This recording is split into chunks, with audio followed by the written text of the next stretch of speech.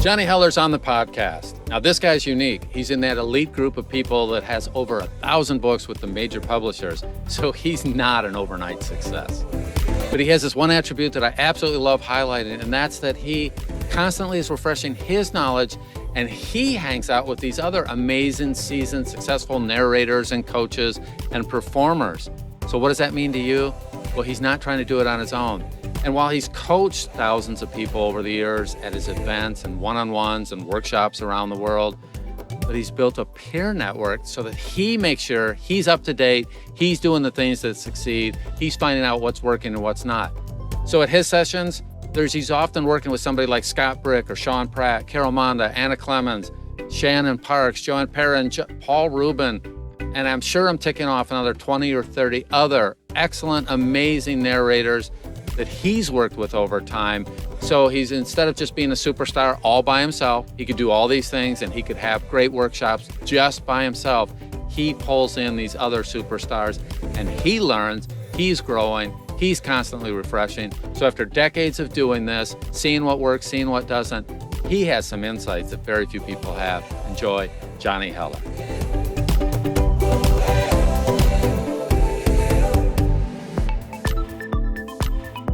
All right, Johnny, so superhero movies have been very popular for the last little while here, and specifically superhero origin stories. Very popular, as I'm sure you know. So in a short summation, what's the Johnny Heller origin story? How did you come to be first an actor and then this superstar audiobook narrator and voiceover artist that you are now?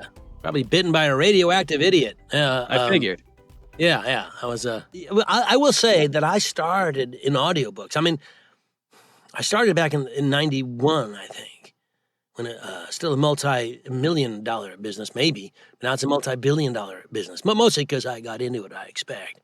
But I've been at it for a while. People don't realize, they hear a name and associate it with whatever genre you're involved in, you've made some success in. And they still look at you in the acting world as an overnight success. I have worked my entire life to become an overnight success. So these things take more. This overnight is a long sleep. It's a long night. It's a lot of work. Yeah, and one of the things that fascinates me about you is I know you started out in doing stand-up comedy. You worked in a bunch of comedy clubs. I'd like to hear more about that phase of your life and how you came into that and how you feel that helps you with what you do now, if it does. When I actually started as a stage actor, I studied. I was a theater actor, so my start was the Actors Equity Organization. I was on stage, trotting the boards, and I used to one of the best times I had in my life. I was doing a play called Sheer Madness, which is an audience involvement murder mystery of this gay hairdresser, and it's fun, and it's a kind of play that's really fun if the audience gets hammered. So but they're doing pretty well. So I would do that show. So 8 p.m. to 10 in Chicago at the Blackstone Theater, and then I'd dash out to near O'Hare Airport and do stand-up at these clubs. And I started, because when I started in stand-up, I had done improv, and I'd always been reasonably humorous. People seem to think. So I just put together material, and I was fairly topical. And I had a great time. And stand-up comedy, I traveled around for 3-4 years around the Midwest, and I did L.A. and I did New York when I came here, and I quite enjoyed making crowds laugh. There's a real challenge there to take this crowd of people who don't know you, who may be judgmental and may not, and to get them on your side and to find what makes them laugh. But the downside to all of that, to the world of stand-up comedy, is not all stand-up comics are fun to hang with. I know many of them. There is. Many of these people are in serious need of therapy in a big way. I was going to say you're probably too functional. You were too functional for the stand-up world. Well, I don't know about. I was very young. I can put this phone on do not disturb. There you go. I don't know if Don knows how to do that, but I just did that. So yeah. I'll show you later how that works. Very advanced. Yeah. So I've always been the youngest. I started, I started college when I was 17, and I've always looked young. I was like 4'11" in high school, and so I was just little Donny Osmond guy who did funny jokes, and it was a real learning experience. When I traveled on the road, I thought, how much fun could this be? Because on the road there's an opener who opens. There's sometimes an MC who's generally a local talent. Then there's an opener who does 10 or 15. Then the middle guy, which is usually me, 20 minutes, and then the headliner does 40 minutes to an hour. And I eventually did some headlining stuff, and it was you traveled with some jerkwads. And when you started in the career in comedy, it certainly when I left Chicago, where I'd done, paid my dues, and I went to New York and to LA where I hadn't paid any dues, you had to go to clubs again and do bringer shows where I had to bring you two guys and 15 of my other closest friends to come in to watch you do 5 minutes. And you never knew if you're going to be able to do a set at 8 or 9 when you wanted to do it, or at midnight or 1 when all the people are going to laugh at is, drunk dick jokes for Shriners. And I don't know if I wanted to do that. Nothing against Shriners or dicks, but it's not my material. It's not how I do. So that was a problem. But I learned a lot. Obviously, for me, comedy is everything. Humor is everything. There's very rarely a time that you can't say something funny. That's why. I'm sorry. Well, it's great social grease, and I suspect it's also why people who let's transition. When you started in the audiobook world, you had to go into a studio, and those people are deadly serious because in order to hire you right off the bat, there's an engineer, there's a studio rental fee, and they're paying $500 to $1,000 before they ever pay you to do the narration. So they tend to be a little bit serious about the people they hire, and you come in, and not only are you're probably reasonable at this, otherwise they wouldn't hire you, but I'll bet you had more fun than most of the people that they dealt with, which made you stand out among the people coming in when they're so serious about what they're doing. Correct? Incorrect? How did that work? Don, that's a very insightful comment, which is why I'm shocked that it came from you. The idea one of the things when I started before I got into audiobooks, before I even knew about audiobooks, I did a lot of on-camera commercials, stage stuff, as I said, and then I did this voiceover. I did voiceover commercials, and as an acting student, I didn't know what voiceovers even were.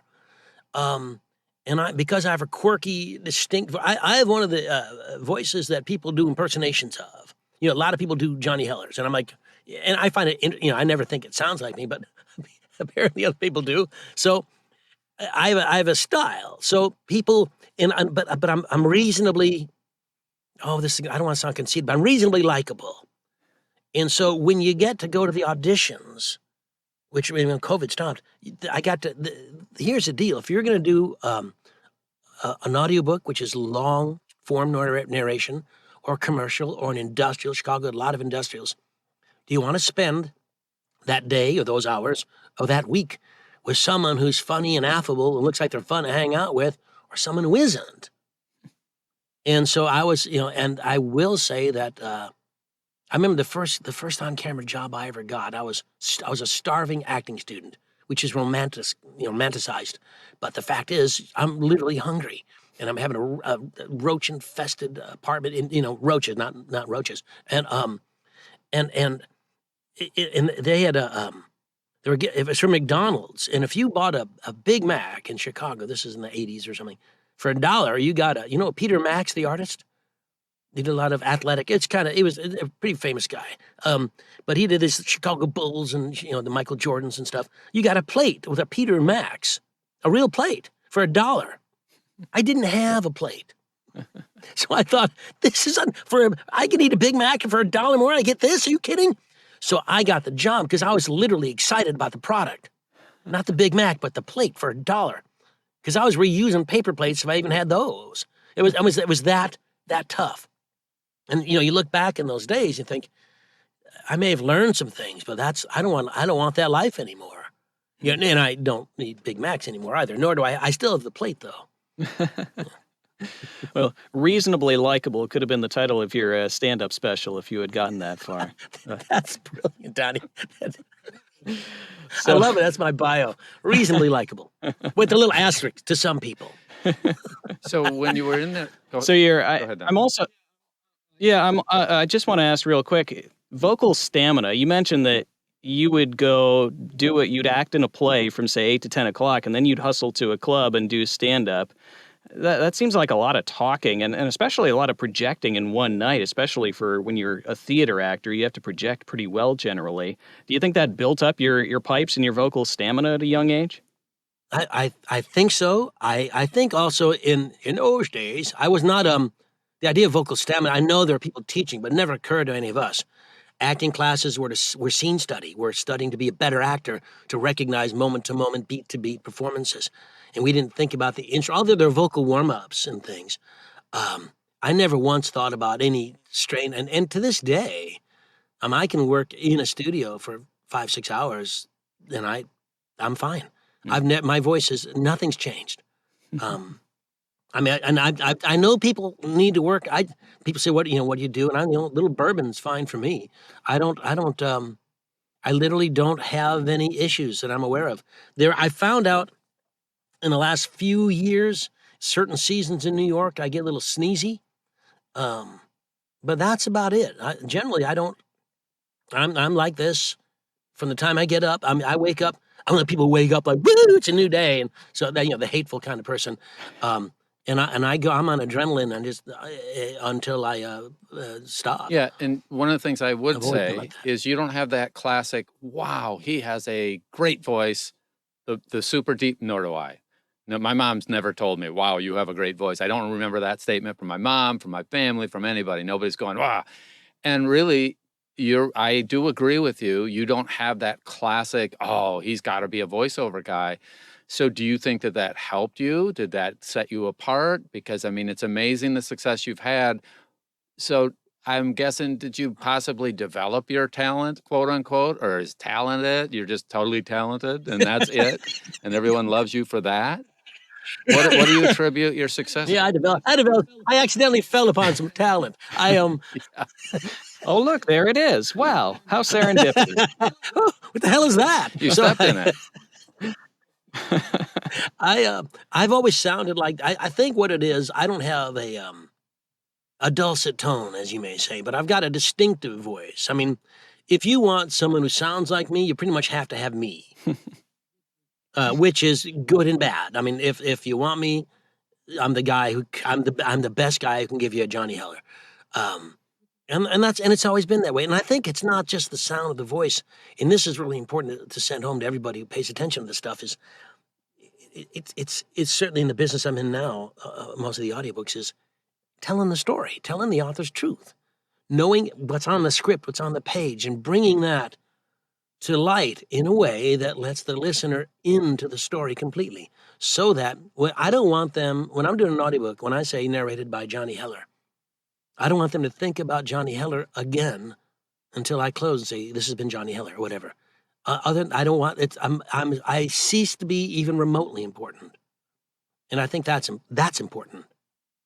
And so when you look at newer people coming in, what are the things that they seem to be missing compared to somebody who's a little more seasoned like you? If I just get started, what should I be thinking about? Well, I think you need to think about the process before you think about the results. You need to be involved in your craft. Because there are so many truly, truly awful actors working in film and television regularly, and you have all this reality TV. I mean, for God's sakes, the Kardashians are billionaires. You have that kind of nonsense, and you think, well, geez, I guess I don't need to be very good at anything to make the kind of money I want. And I just think, while if you're particularly good looking or whatever, you might none of us would need apply, but you can get it. You can you can get some acting work, or whatever. If you have something, you can get some work. I just think that it puts out a false message. You still need to be an actor. There's nothing in our business, in the voiceover business, in the on-camera business, in the onstage business, in any aspect of the acting business that doesn't require an understanding of acting at a basic level somewhere.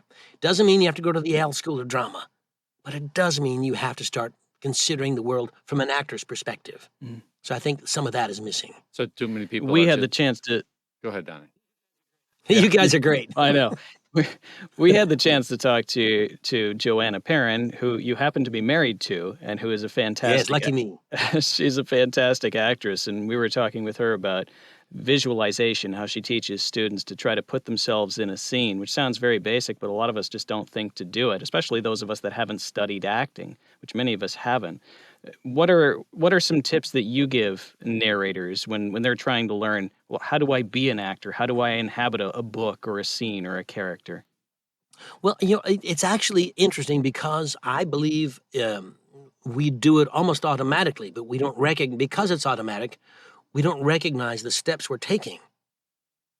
For example, when you said, I have to use The Lord of the Rings. I've read it 90 million times and seen all the movies. And so you're sitting at home on your lazy boy, and you're reading Lord of the Rings, and in the scene where Gandalf comes to the Shire, and then you see it in the film. And I promise you, what we saw in the film is exactly what you have in your mind when you read the book. And I think the audiobook narrator needs to think in terms of cinematography and cinematic imagery, because every writer, fiction and nonfiction alike, creates a scene, creates a story. And the reason we get carried away in these books, and again, it's fiction or nonfiction, is because we're in this other universe, which is not ours. Even if it's an accounting book, we're in this other place. Study, and that's the universe we inhabit. And I think whether the author even mentions it, when you read a book and it's a fiction, and it happens in some room, in some cabin, in your mind, you fill in all the pictures. You do. Whether the sun's coming in through the window and all the little dust bunnies are floating in the sun in the stream of light, or it's a dark thing and the crickets are outside. And that's not mentioned in the book, but it's in your mind because the scene comes to life in a cinematographic way. And I think that's what I try to teach my students, and I think that's what I hopefully bring to my work, so that it's not just words on a page. It's a scene, it's a place, it's a thing that's happening, and it's visually alive. And I think that's important.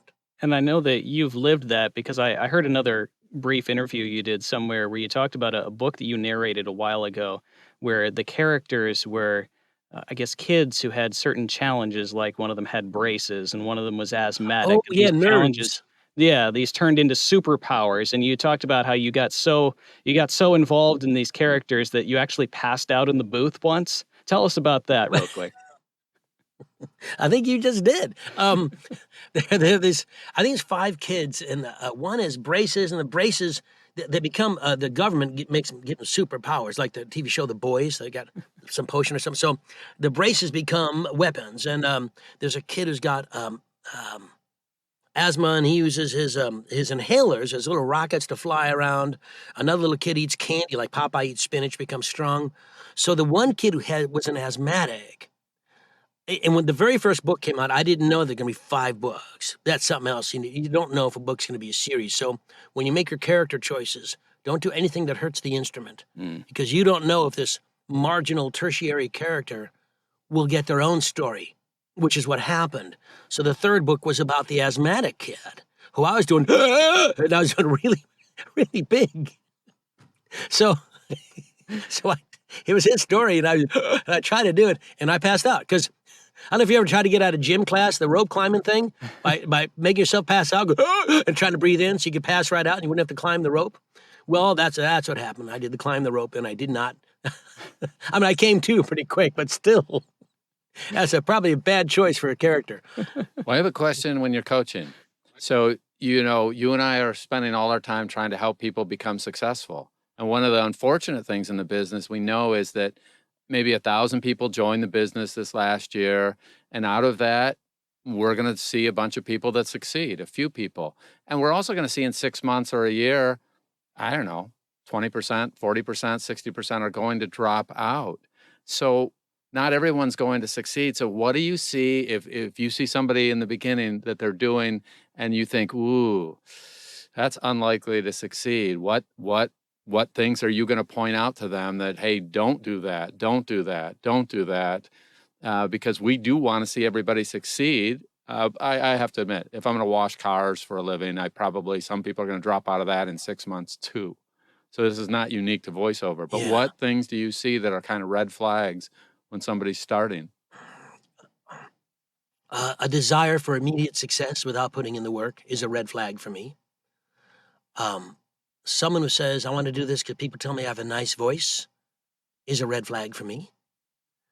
People who say, all you do is read out loud, right? I can do that. There's a huge red flag. People who want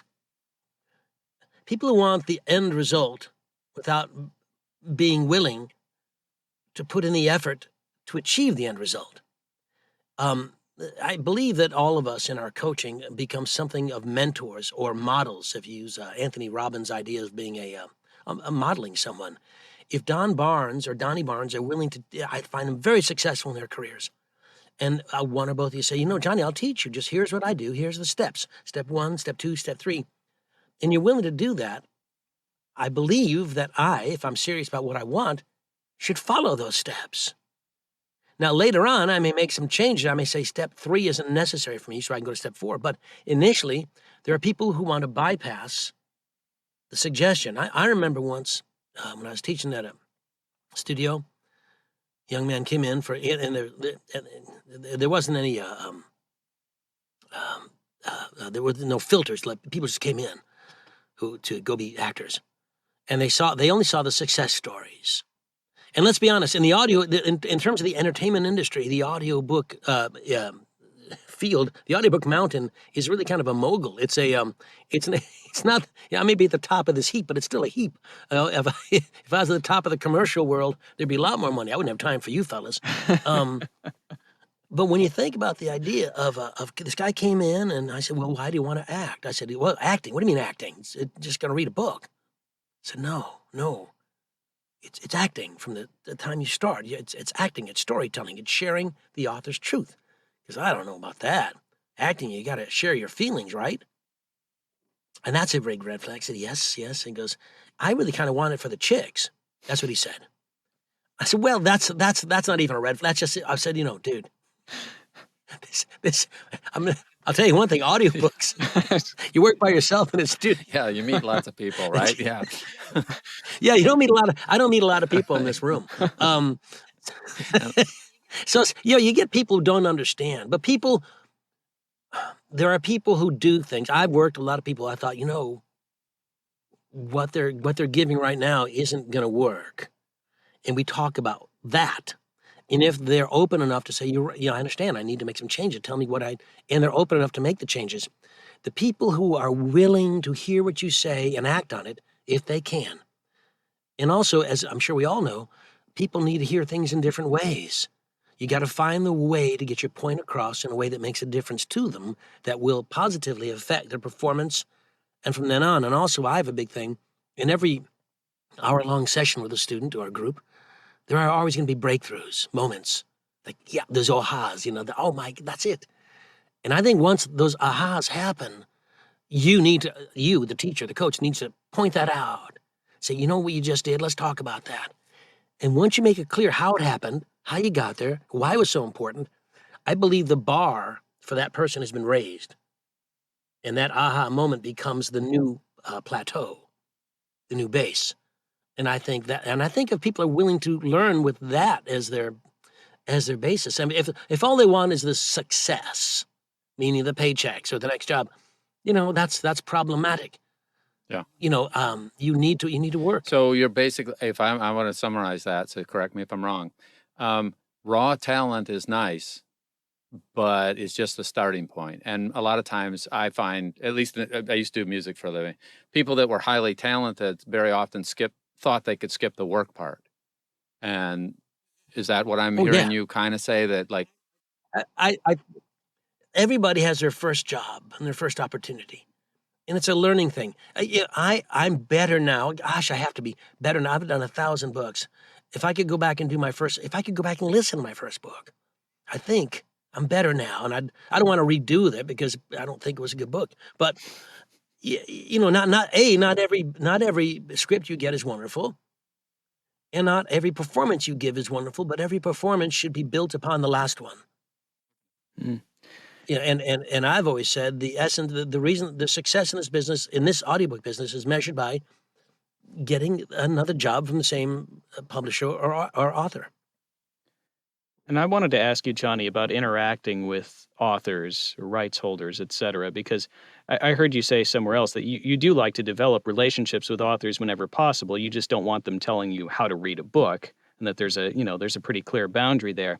I think for narrators, for voiceover people in general starting out, sometimes when you deal with those lower level audiobooks and lower level authors, sometimes there can be that micromanaging aspect that can be difficult to navigate and negotiate as you're just trying to get those first few books and experiences under your belt. How do you advise newer narrators who maybe are dealing with very controlling or difficult authors and rights holders going through that process?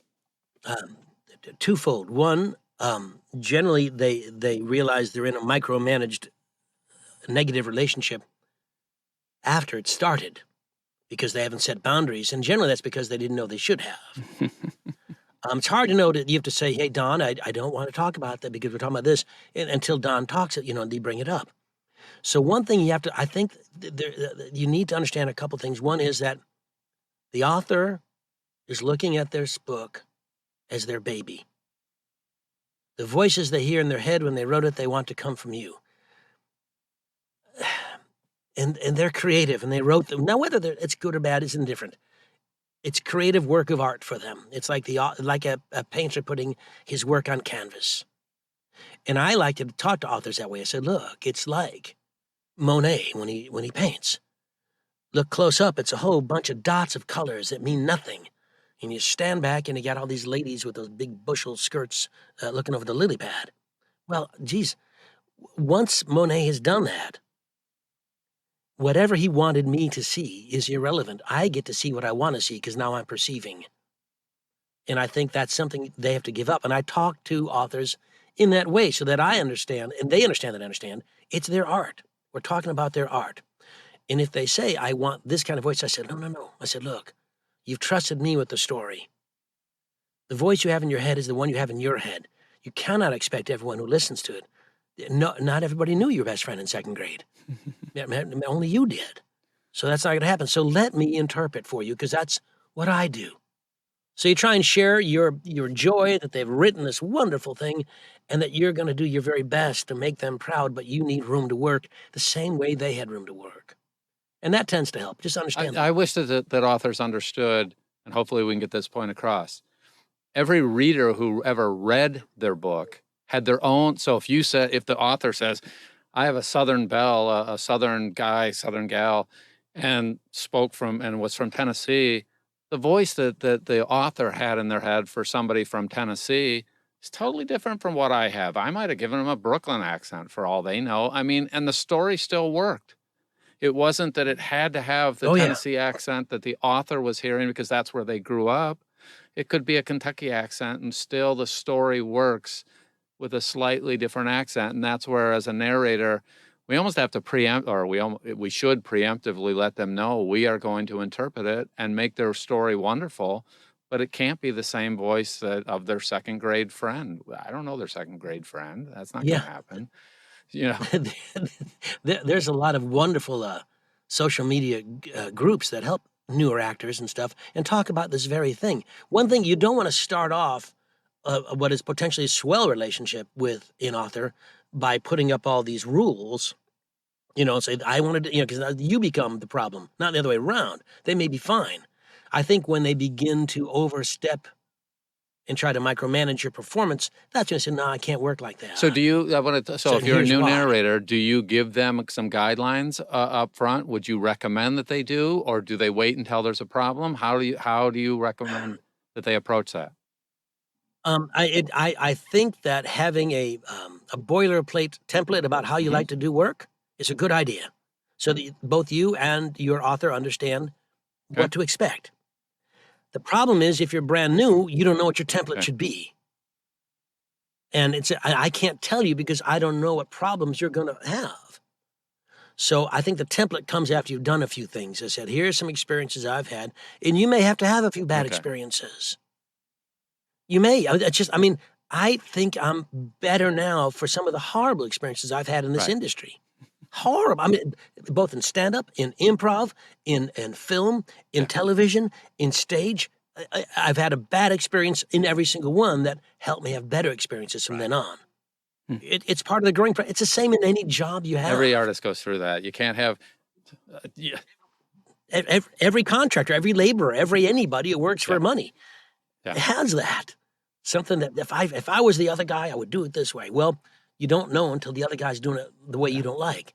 And then don't just think, what a jerk wild this author is. Say, what is he doing? What's the problem here? Let me identify the problem. Let me write it down. And you can discuss the problem when it happens, but if that becomes a problem, then you say, here's something I do not want to go through this yeah. again. I think it's great. Absolutely a big deal. Most of my best performances when I was playing music for a living came out of one night. They'd call something, I have no clue, and I'd do it totally wrong the first night. And then I would go do the research to figure out. And some of it you could preempt because of standing on the shoulders of other people I was working with. And I'd go back to my mentor and go, okay, man, I just totally effed this up. This did not work at all. What can I do to prevent that in the future? What should I have done? Is there anything? Sometimes they were like, you know what, that you needed to go through. And sometimes they were, you could have preempted that. And so in my mind, the narrator that has the issue should be coming to Johnny Heller and saying, here's the situation I had. Was this something I needed to go through? Or was this something that could have been preempted if I had talked to somebody seasoned like a Johnny Heller and said, because I do suspect you can preempt some things that they don't have to go through everything that you've already gone through, but do they listen to you when you tell them that? Oh, I think so. I think in general, first off, I don't deal with a lot of authors all the time until after I've done the book for them. Most of my work is through publishers, so I'm not always reading. Now, I do have a few authors I work with regularly, and I've become quite friendly with them. I just had breakfast yesterday morning with the author, and this is an author who wanted to do his own book. And then what happens in that thing, that he listened to the publisher, Tantor Audio, gave him no, not Tantor, this is Spotify, Find a Way. Let him listen to some actors do their work. And he said, oh, and a lot of times authors say, oh God, I can't do that. Authors need to understand that they may be good writers. There you go. That's the end of the sentence. Musicians may be good at, sight reading, music. Singers may sing well. It doesn't mean you can dance. It doesn't mean you can juggle. It doesn't mean, audio actors are good at acting, one hopes. Let them do it. Mm. That's the end. Please give me a chance. Now, if the author really doesn't like what I did, he's free to find somebody else. And that's okay too. And speaking of letting people do what they're good at, Johnny, you had a blog post a little while ago on your site where you talked about your concept of DIY, don't do it yourself, where when you have certain things that you're not great at as a voice actor, as a narrator, that you need some help with, to go get some help with it. Can you expand a little bit on how you've lived that out? Yeah, I sure can. First off, the For the Hell of It blog is on my site, and also have a YouTube channel. I'm doing it live now, which has been kind of fun. I've enjoyed it. And, they're funny, but they're generally audiobook or acting information and stuff, but broader than that. This one, I'm well known, almost universally known in this industry, as someone who doesn't know tech at all. Your daddy is my guru. And not only do I not know it, I don't care. I want to press a button and carry on. So when someone says, you need this DAW and that, and my question is, what's DAW?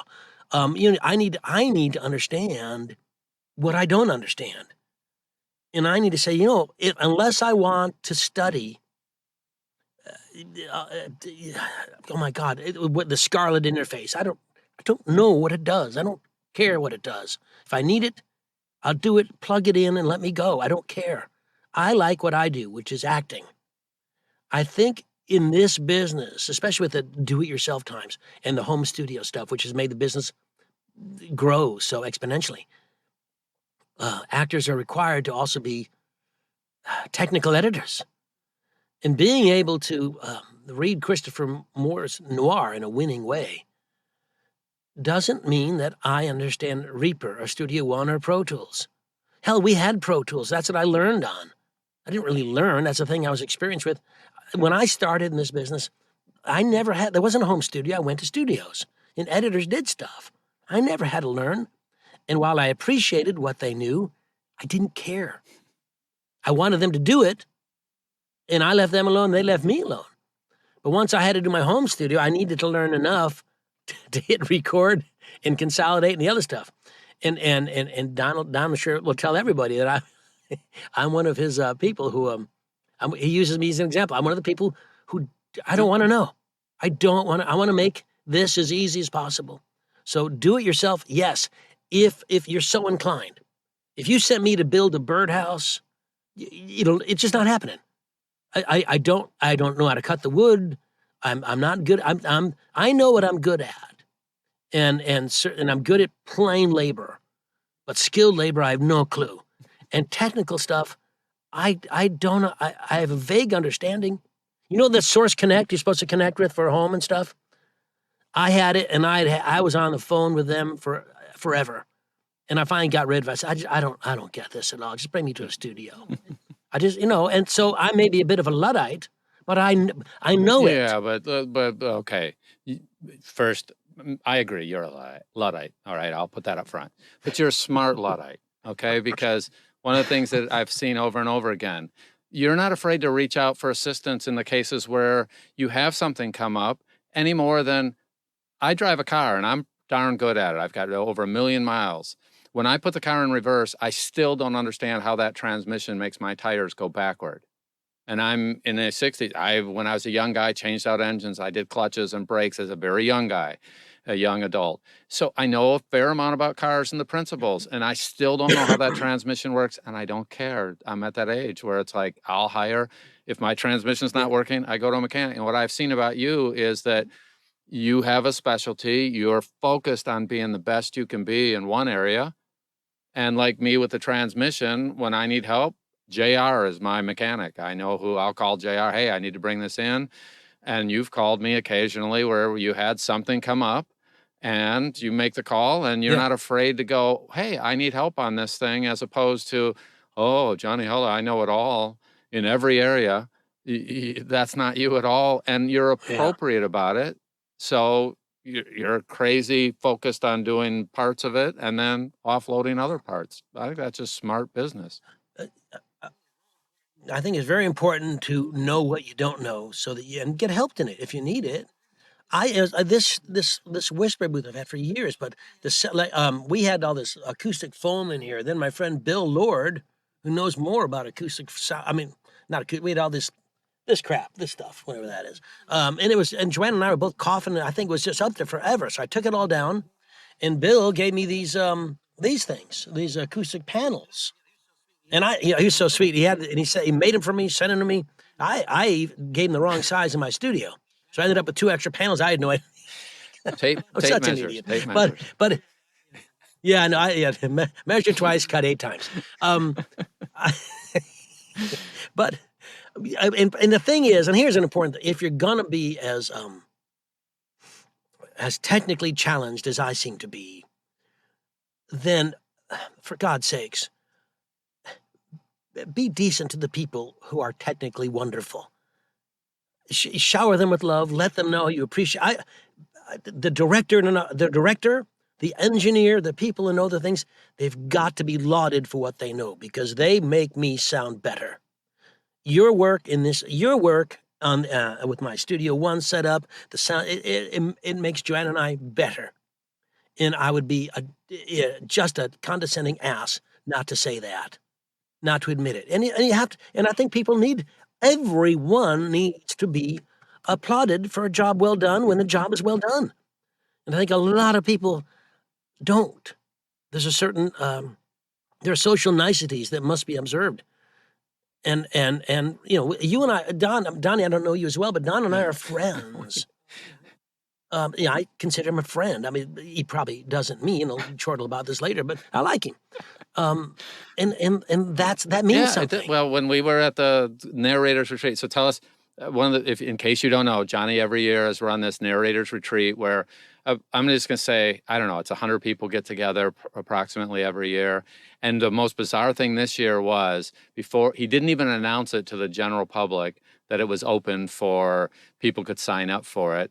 And it sells out the thing based on people that had been there in the past. So here's what that means for those that don't really get it. It means that it's been running for at least 5 years that I know of. And people who had been there before, who had invested in it, had such a good experience that when he told the people that had been there in prior years that it was going to come up again, enough people wanted to do it again, even though they've already made the investment at least once or twice or 3 times, and they booked it way in advance. I mean, months in advance, and sell the thing out. It tells you something that they got enough value that they want to come back and be around Johnny Heller and the rest of the people that are attending. These are just serious, serious people. So you do a very good job of creating value for people, and you end up putting people in a position where they can succeed, and then they want to be around you, and they get value from interacting with Heller. And you are smart enough to surround yourself with all these amazing other people. It turns out to be a wild experience that I wish more people could have, other than the fact that you can only have so many people at the event. I think you're also going around the country now and doing some events where people could see you in a more local setting. What do you have coming up with those kind of things over the next few months, sir? We travel around and do a weekend workshop, audiobook workshop. Saturdays fiction, Sundays nonfiction is generally how it works. I write up an agenda. I've become very good at agendas. Um, so we're going to be in New York City, which is convenient because that's where I live. August 20 and 21st. There's room. You go to johnnyheller.com, Right. if I may do an ad, and you can sign up. And if you have any questions, just send me a note. If it's a financial burden, let me know. I'm more interested in you coming and learning than making $1 million off of you. We can help you out. So I mean that. One of the reasons these things are so successful is that we really care about the people who are there. Then I come back for the October 24th to 27th New England Narrator Retreat. We're sold out on site, which means at the venue, but we have a hotel set up about 10 minutes away. You'd be involved in everything except you just don't sleep with us, which I may not let you do anyway. Yeah, you I'm very never offered personal me. about Thank that. you. But it's a great time, and we have this for the first time. We're actually gonna have 4 publishers there. I've always had 2. So Macmillan's gonna be there, Dreamscape, Penguin Random House, and Spectrum. So and no one's saying come and you'll get a job, but you will get seen by people who are interested in giving you a job. And also, is an important thing, and I mentioned this on a Clubhouse thing I just did with Anna Clement before I started this. One of the things a lot of actors have is they put the casting director, who are wonderful people and talented, creative people, on this pedestal. And sometimes the pedestal is so high that they can't reach that person anymore, and it's all in their minds. So when you meet them, as you did, Don, at New England and outside of Boston, Framingham, they're regular people. They're sharing drinks with us. They're having meals with Yeah. us. You talk to them. For God, they put their pants on 3 legs at a time, same as us. It's just wonderful, and you get to see these people on a much more personal level. And you realize, oh, that's why they didn't respond to me. I was treating them, it's. You got to take everybody out. People have done wonderful things. Appreciate their wonderfulness and the things they've done it. Yeah. But they're still people. And, Don doesn't want to talk about Studio One every minute. He may want to talk about Studio Two or the Denver Broncos or whatever team he likes. I don't know. I like baseball. So whatever, you find things out. People have interest, and people want to know that you're not just after them for a job, but you like them. I've made friends with so many people because that's first and foremost what you're about. You go through this world one time that I know of, at least there could be other lives, I'm just not aware of them. So you need to be affable and friendly and caring. You need to be human. And I think we learn a lot of that when we get together. Yeah, and one of the things that I think that if I were in their shoes, and I'm an acquisition editor or somebody that's looking for talent, and I find a bunch of people who have invested the kinds of resources, just time. I'm going to take 4 or 5 days off to go Yeah. to an event. If I were looking for talent, I'm going to say, okay, these are people investing in themselves. And no matter what level they're at today, there's somebody that's taking their career seriously because they're meeting with some of the best narration coaches in the business, Yeah. people, some of the best marketing people in the business.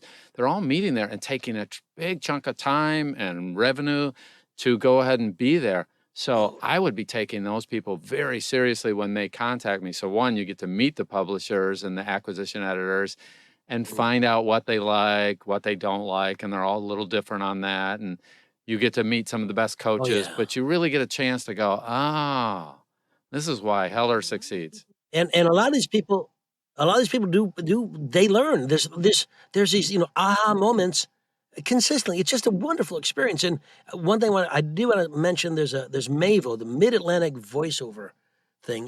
That's going to be in D.C. near Dulles Airport somewhere.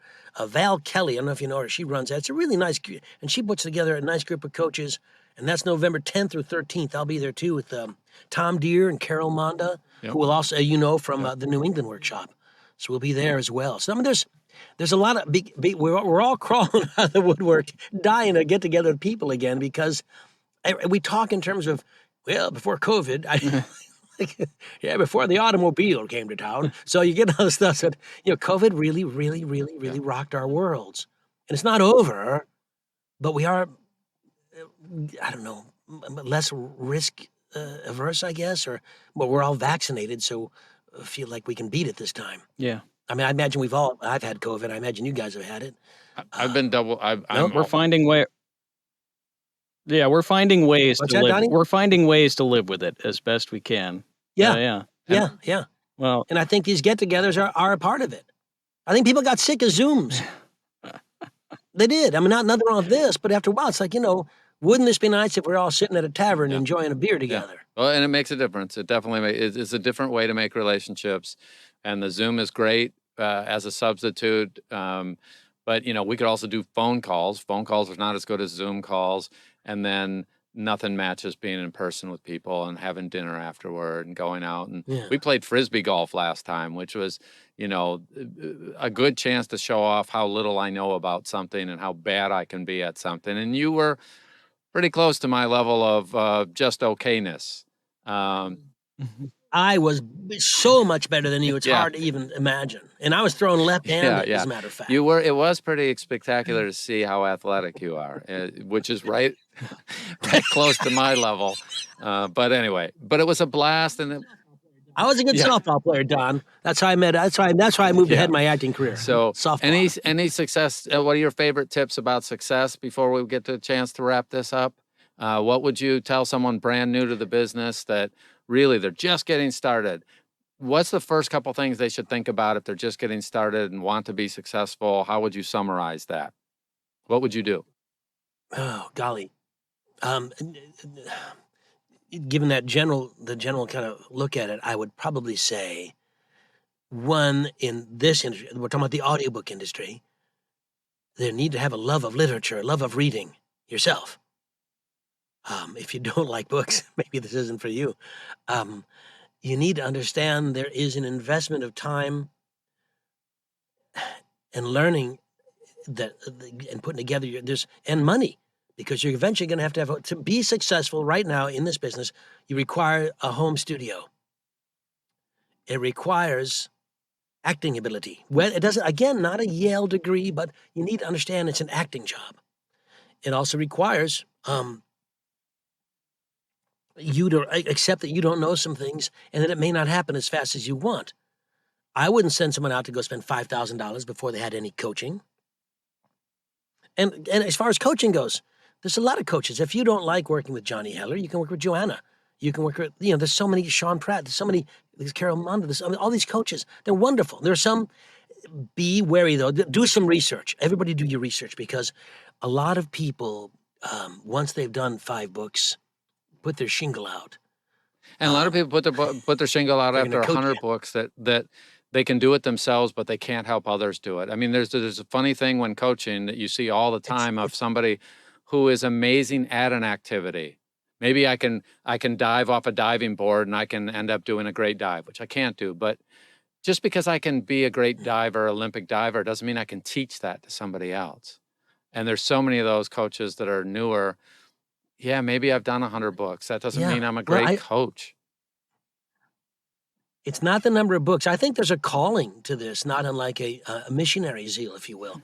And you have to have the ability to actually teach, to get your points across in a way that can have a positive effect on your student, on your actor. The whole goal for me in my coaching is I'm pretty tactical coach, as Sean would say. I want to work with you on whatever we see as an issue for you and help you get over that issue and also help rid you of the issue forever. It's like going to therapy, you know.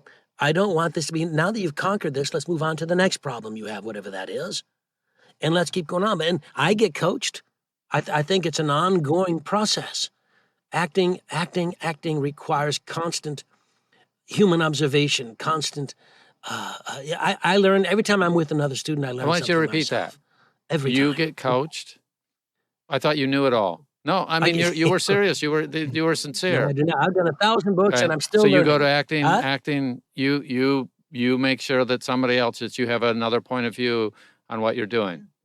Okay. Why do you do that? Sure. You, And I'll send us why do out you do that? awesome- You're already Huh? successful. You don't need a coach. Yeah, I would hate to think that I've reached my zenith, that I'm at my peak. There's always more. You can raise that bar. You can raise that bar higher all the time. Tom Brady didn't quit. Neither am I. I do. I'll let Donnie in a second here.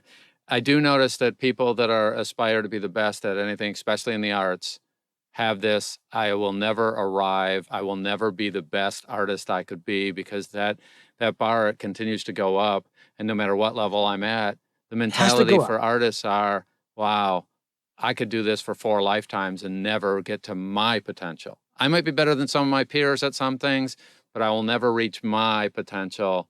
It's a constant upgrade. When you think about doing stand-up or something, you have a great set. I mean, you kill. It's just great. You walk off thinking, I could have done better. It's impossible not to. If that's the nature of us beasts.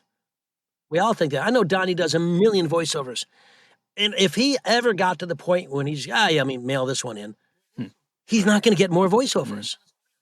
That'll kill his career, right? Well, I do a lot of sports broadcasts too, and every weekend. Right now, I'm doing soccer every weekend from a studio here in Florida, and every weekend I walk away, and I have to drive a couple hours to this studio to get there, and then I have to drive back. So it's. I was telling my dad last week, it's a little bit like waiting until midnight to go on for your 5-minute open mic at the Improv, and you wait all day to do that, and then. Usually when I'm driving back, I'm thinking, oh, that moment, I really wish I had said this instead of that, or I wish I had framed it in this way. And I've been doing sports broadcasting for 15 years now, and I still almost never have a game where I don't think, oh, I could have done that moment better. So you're right, it never stops. And sometimes it's a little maddening, but hopefully if you learn to frame it the right way in your mind, in a positive way, then you can keep yourself sane and keep improving at the same time. Yeah, and you'll have certainly an audiobook. Once your book's done, your book's done.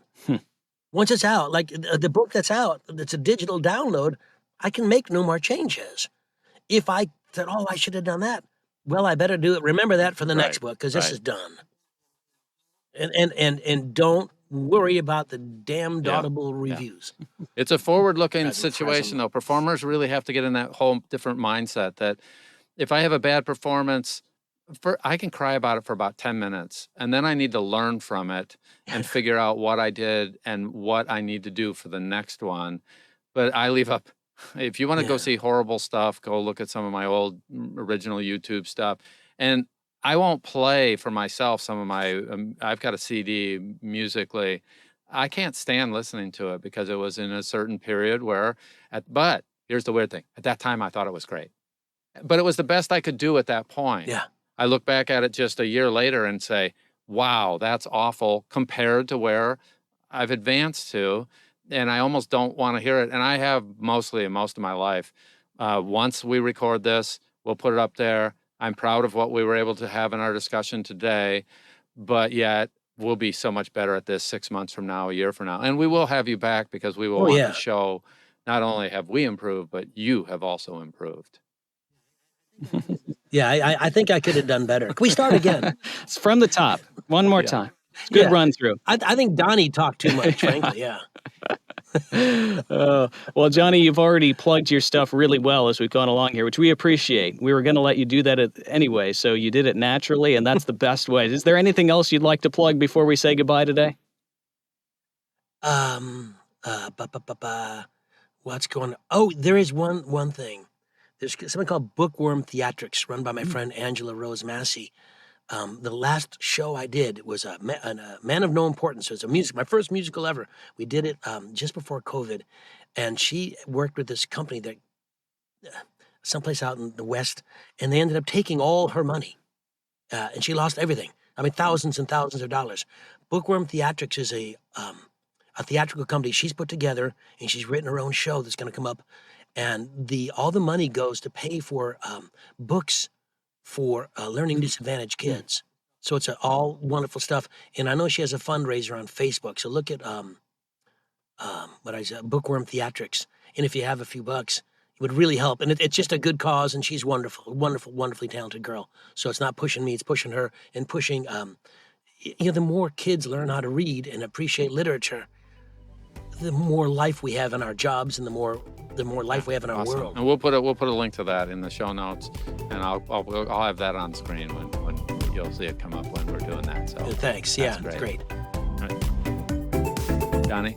Awesome. Well, Johnny Heller, right. thanks so much for being here. We super appreciate your time and being so generous with it. Oh, my pleasure. And Don Boy. I'm not used to this. I'll see you soon, okay? And Donnie, we'll talk to you. Maybe we'll get you to New England one of these days. Yeah, I would love to. And as always, we really appreciate All you right. being here, and we'll see you on the wires. Bye-bye.